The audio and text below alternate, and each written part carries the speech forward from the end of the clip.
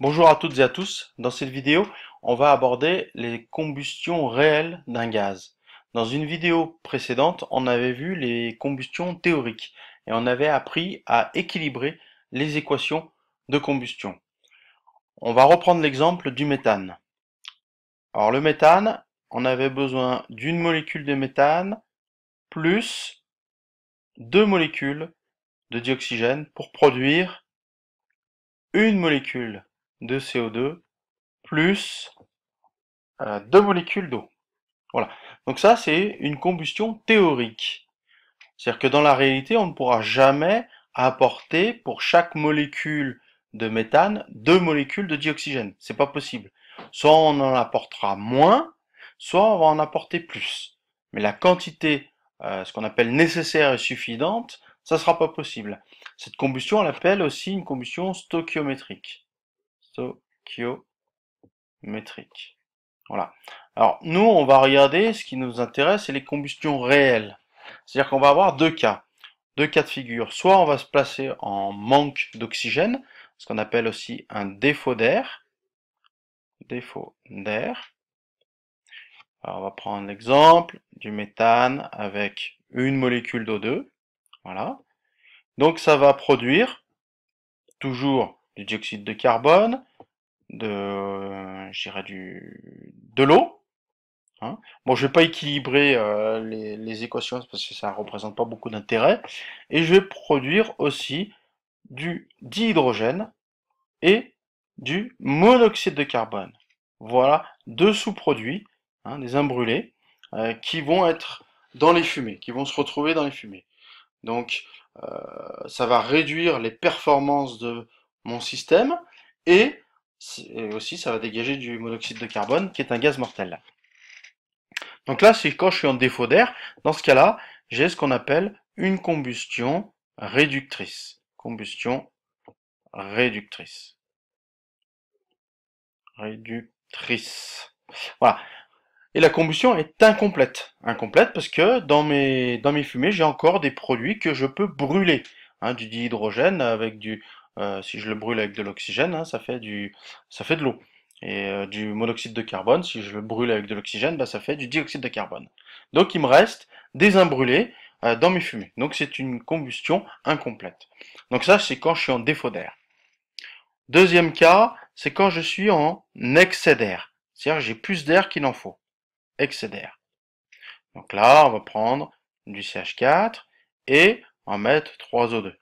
Là, pareil, je ne vais pas équilibrer, ça ne présente pas beaucoup d'intérêt. Donc, je vais toujours produire du dioxyde de carbone, de l'eau,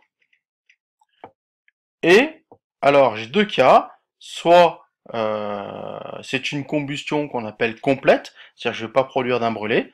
Je vais me retrouver avec de l'oxygène dans mes fumées, hein, parce que j'en ai mis plus que ce que j'avais besoin. Donc le surplus d'oxygène, eh ben, je vais le retrouver dans les fumées. Donc ça, c'est ce qu'on appelle une combustion complète. J'ai pas d'un brûlé. Combustion complète. Comme celle du haut, elle est complète aussi. D'accord. Là, elle est incomplète. Donc ça, c'est aussi, comme je suis en excès d'air, on appelle ça aussi une combustion oxydante. Voilà. Hein, c'est les termes qu'il va falloir retenir. Réductrice, c'est quand j'ai un manque d'air ou défaut d'air, et oxydante quand je suis en excès d'air. Voilà. Donc ça, c'est le cas le plus favorable. Hein, j'ai tout brûlé, donc tout va bien.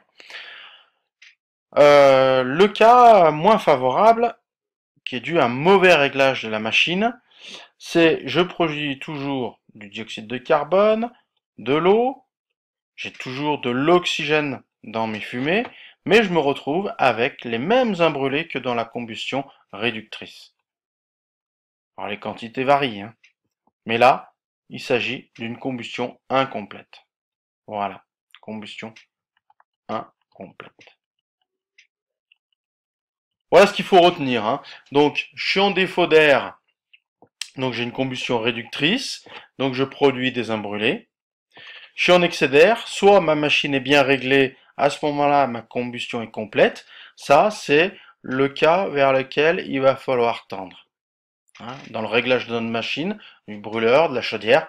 C'est ce cas-là vers lequel il va falloir tendre. Donc, il y a ce qu'on appelle un abac qui va nous permettre de situer notre combustion. Savoir si elle est oxydante, si elle est réductrice, quel pourcentage de monoxyde de carbone je produis, quel pourcentage de dihydrogène, etc. Donc c'est un diagramme de combustion. Alors, je dois en avoir un ici, ouvrir, hop, diagramme du gaz naturel. Voilà. Voilà le diagramme du gaz naturel. Alors, il peut paraître un petit peu compliqué au premier abord. Vous avez plusieurs choses. Ici, donc, en abscisse, on a la teneur en oxygène des produits de combustion sec. C'est-à-dire, c'est dans les fumées, quel est le pourcentage d'oxygène que j'ai dans les fumées. Et là, en ordonnée, j'ai le pourcentage de CO2 dans les fumées. Voilà. Hein. Donc ça, c'est des pourcentages qui sont donnés par des analyseurs de combustion. Hein. Voilà. Et après, ici, je peux calculer la quantité d'un brûlé que j'ai dans mes fumées. Et ces chiffres qu'on voit ici, eh ben, c'est les excès d'air pour la partie supérieure et les défauts d'air pour la partie inférieure. Alors, j'ai une première courbe intéressante, c'est celle-là.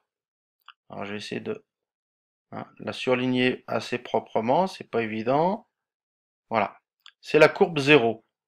Ça veut dire que là, je suis ni en excès d'air, ni en défaut d'air. Je suis dans les proportions nécessaires et suffisantes pour la combustion. C'est-à-dire, je vais apporter la quantité d'air qu'il me faut, ni plus ni moins. C'est ce qu'on appelle la droite stoichiométrique. Droite sto, il y a un E, je crois, par là, métrique. Je sais plus où il est là. Voilà. Ça, c'est la droite stoichiométrique. Mais c'est une droite théorique, on n'y sera jamais, parce qu'on l'a vu, hein, c'est pas possible d'apporter la quantité nécessaire et suffisante. On sera soit en défaut d'air, donc toute la zone de défaut d'air, elle est ici. Voilà. Hein. Tous ces points-là, ils sont en défaut d'air. J'ai un manque d'air. Et les excès d'air, eh ben, tous les excès d'air sont ici. Là, je suis en excès d'air. Voilà. Donc déjà, savoir repérer la zone réductrice en vert, la zone oxydante en bleu, et puis une autre droite qui nous intéresse, c'est celle-là, là, en jaune. Ça, tous ces points, ils ont un point qui constitue cette droite, ils ont un point commun, c'est que leur taux d'imbrûlé est nul. Ça veut dire que c'est une combustion complète. Ça, c'est la droite de combustion complète. Je ne produis pas d'imbrûlé. Tous les autres, tous ceux qui ne sont pas sur cette droite, c'est des combustions incomplètes. Voilà. Voilà, tous ces points, parce que si on regarde, leur taux de monoxyde de carbone et de dihydrogène est nul. Donc c'est bien une combustion complète. Tous les autres points, c'est des combustions incomplètes. Et le dernier point qui va nous intéresser, eh ben, c'est ce point-là. Ce point-là, c'est un point caractéristique. Qu'est-ce qu'il a comme caractéristique? Déjà, d'une part, les imbrûlés sont nuls. Imbrûlés sont nuls. Nuls. Et qu'est-ce qu'il y a d'autre? C'est que j'ai la quantité nécessaire et suffisante. Je suis ni en excès d'air, ni en défaut d'air. Donc ça veut dire que c'est la combustion parfaite. Ce point-là représente la combustion parfaite. Voilà. Donc c'est un point théorique qu'il va falloir essayer d'atteindre. Donc nous, ce qu'on va essayer de faire avec les analyseurs de combustion, déjà, c'est de placer le point, et ensuite de savoir comment on peut se rapprocher au mieux de ce point-là, pour limiter le nombre d'imbrûlés. L'objectif, ça va être limiter le nombre d'imbrûlés. Voilà. Donc dans une prochaine vidéo, on verra comment on utilise cet abac. Hein, donc déjà, ça permet déjà de se repérer, hein, la zone réductrice, la zone oxydante, la droite de combustion complète et la droite stoichiométrique qui correspond en fait, hein, à 2 molécules d'oxygène pour une molécule de méthane. Voilà. Là en bleu j'ai plus d'oxygène, en vert j'ai moins d'oxygène. Voilà. Donc si vous avez des questions par rapport à cette vidéo, pardon, n'hésitez pas, sinon bonne journée.